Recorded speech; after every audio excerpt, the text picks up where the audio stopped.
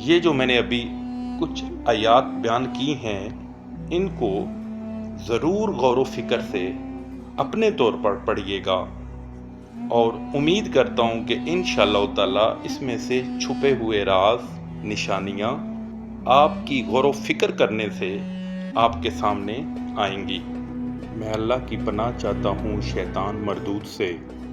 شروع اللہ کا نام لے کر جو بڑا مہربان نہایت رحم والا ہے۔ السلام علیکم ناظرین، میں ہوں آپ کا اپنا محمد شہباز مرتضیٰ امان، قرآن پاک اردو یوٹیوب چینل سے۔ ناظرین، آج ہم بات کریں گے حضرت ذوالقرنین علیہ السلام کے متعلق۔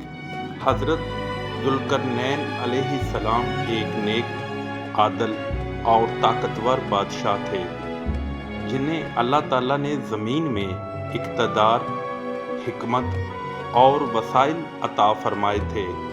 ان کا ذکر قرآن مجید میں سورہ القاف میں آیا ہے۔ حضرت ذوالقرنین علیہ السلام نے مغرب، مشرق اور شمال کا سفر کیا۔ اللہ تعالیٰ نے ان کو سورج نکلنے اور سورج غروب ہونے کی جگہ دکھائی، اور جو اللہ کی مخلوق موجود تھی ان سے بھی ملوایا، اور یاجوج ماجوج کے بارے میں ہم نے جو سن رکھا ہے ان کے اور ہمارے درمیان دیوار بھی حضرت ذوالقرنین علیہ السلام ہی نے بنائی۔ ناظرین، آج حضرت ذوالقرنین علیہ السلام کا جو قصہ آپ کے سامنے بیان کرنے جا رہا ہوں بہت اہمیت کا حامل ہے، کیونکہ اس میں قدرت الہی کی ان نشانیوں کا ذکر ہے جو کہ انسانی سوچ سے بالاتر ہے۔ ان کو سمجھنے کے لیے ہمیں غور و فکر اور عقل کو استعمال کرنے کی ضرورت ہے، کیونکہ جس قصہ کو آج بیان کرنے جا رہا ہوں اس پر غور و فکر کرنے کی ضرورت ہے کہ کون سی ایسی جگہ ہے جہاں سورج غروب ہوتا ہے، اور کون سی ایسی جگہ ہے جہاں سے طلوع ہوتا ہے، اور وہاں پر اللہ کی مخلوق بھی موجود ہے، کیونکہ ہمارے سامنے تو زمین گول ہے اور سورج زمین کے دائرے سے باہر ہے۔ غروب اور طلوع کہاں، کتنی دور ہوتا ہے، وہاں جو مخلوق ہے اسے سورج کی گرمی یا تپش سے کوئی فرق نہیں پڑتا، جیسا کہ قرآن مجید میں اللہ تعالیٰ نے کئی مقامات پر یہ بات فرمائی ہے کہ عقل اور غور و فکر کرنے والوں کے لیے اس میں بہت سی نشانیاں ہیں۔ تو ناظرین، آج کا جو قصہ ہے یہ صرف آپ نے غور و فکر کرنا ہے۔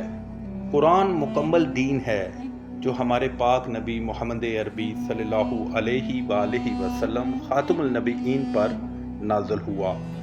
اللہ کی ذات بہت سارے مقامات پر فرما چکی ہے کہ اس کو سمجھنے اور غور و فکر کرنے والوں کے لیے اس میں بہت سی نشانیاں ہیں۔ تو ناظرین، انہی نشانیوں میں سے ایک نشانی آج میں آپ کے سامنے بیان کرنے جا رہا ہوں، اور آپ نے خود اپنے طور پر بھی سورہ القاف کا مطالعہ کرنا ہے۔ ہو سکتا ہے کہ مجھ سے بڑھ کر بہت اچھی ریسرچ کر کے آپ بھی اس سے کچھ حاصل کریں، غور و فکر کریں، کیونکہ اللہ کی ذات فرماتی ہے کہ غور و فکر کرو۔ اس کے لیے ہمیں کسی فرد کی ضرورت نہیں۔ قرآن الحمدللہ ہر گھر میں موجود ہے، کھولیں، اردو میں مطالعہ کریں۔ ہمارے سمجھنے کے لیے اسے اردو میں پڑھنا، سمجھنا بہت ضروری ہے۔ چلتے ہیں اپنے قصہ کی طرف۔ ناظرین، سورہ القاف کی آیت 82، اور تم سے ذوالقرنین کے بارے میں دریافت کرتے ہیں، کہہ دو کہ اس کا کسی قدر حال تمہیں پڑھ کر سناتا ہوں۔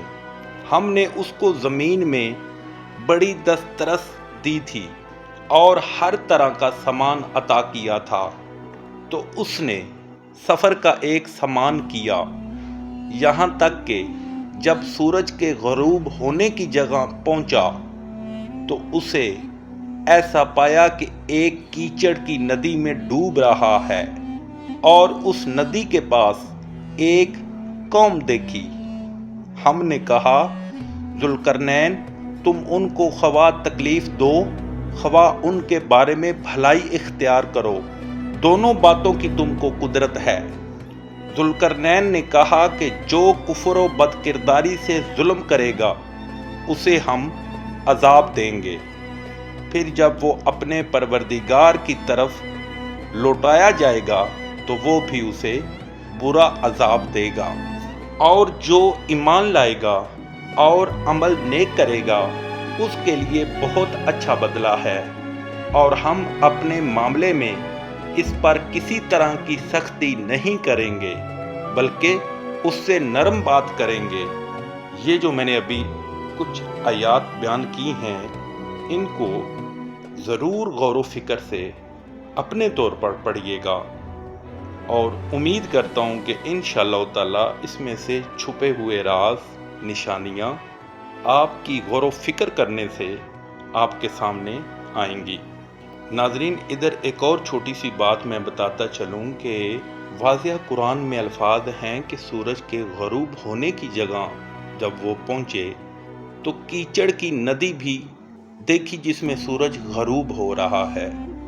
تو اس سے ایک اور چیز واضح ہے کہ کیچڑ وہیں ہوتا ہے جہاں پہ پانی ہوتا ہے۔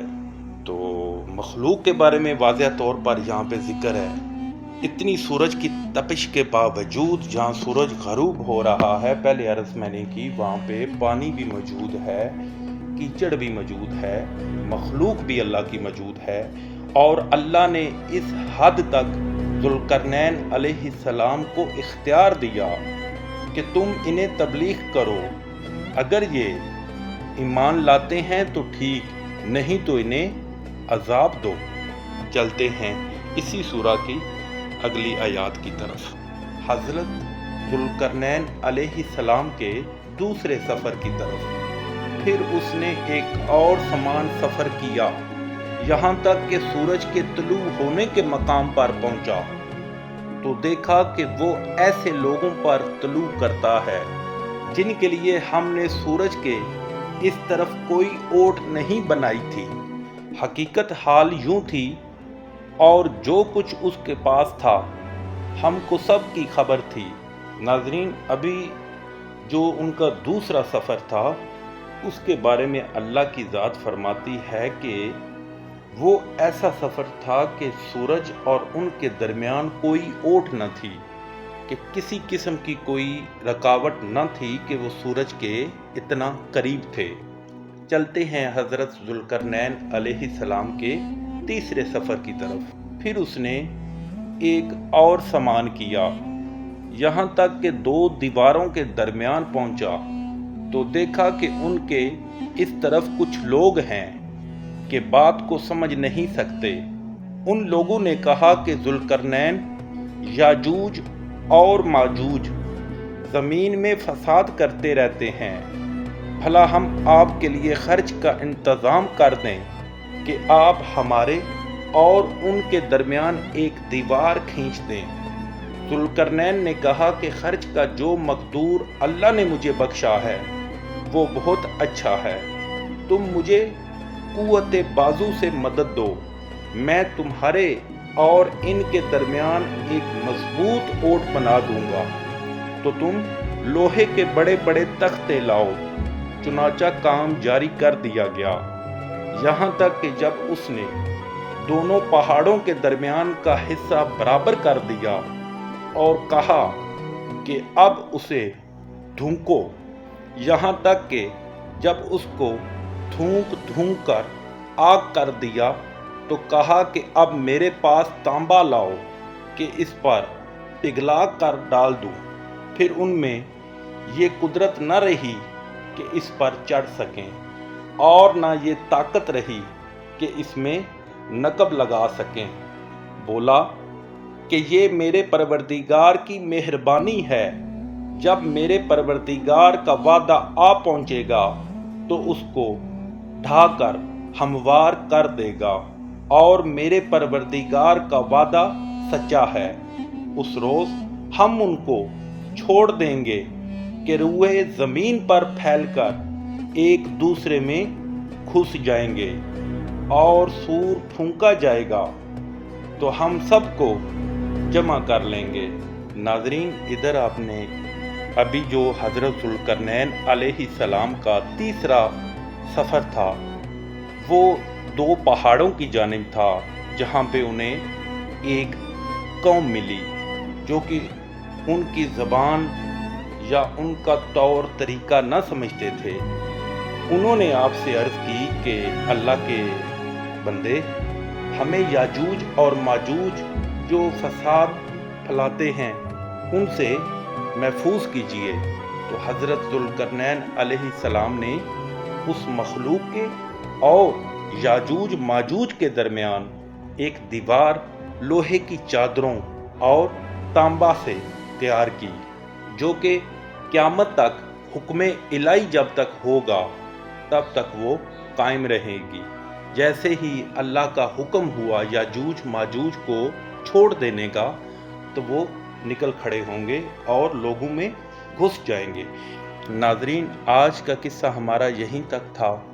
حضرت ذوالقرنین علیہ السلام کے میں نے مختصر 3 سفر آپ کے سامنے بیان کیے۔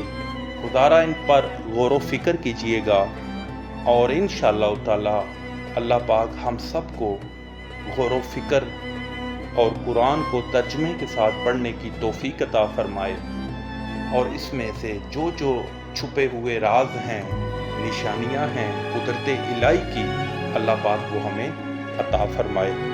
ہمیشہ کی طرح چینل کو سبسکرائب کیجیے گا، ویڈیو لائک شیئر ضرور کیجیے گا تاکہ آئندہ آنے والی ہر ویڈیو کا نوٹیفیکیشن آپ کو مل سکے۔ دعاؤں میں یاد رکھیے گا۔ اللہ حافظ۔